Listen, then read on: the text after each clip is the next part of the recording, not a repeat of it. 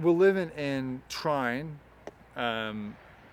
but also very exciting times. Obviously the um, terrible, horrible, bloody war in Ukraine, um, it has put the global energy landscape inside out and backwards.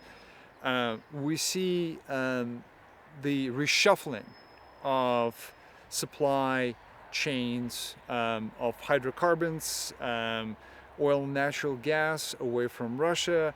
Um, that all is coming at a cost, and we hear in calls for expanding more and more fossil fuel production to compensate for that.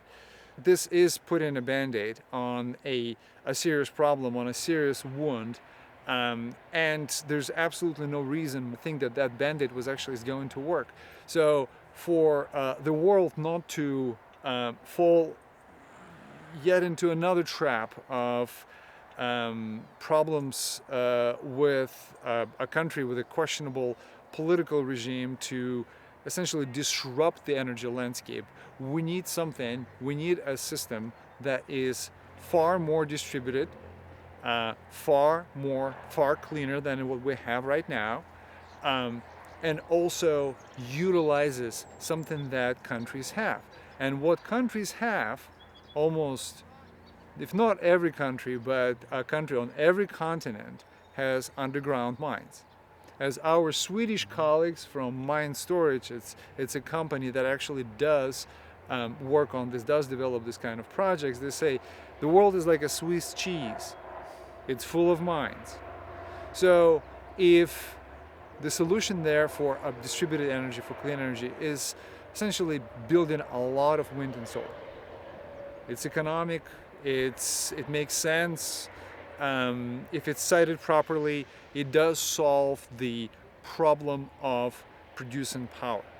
Now, to make sure that that power is the kind of power that communities, countries, factories need, you need to be able to store it. You need to store this electricity.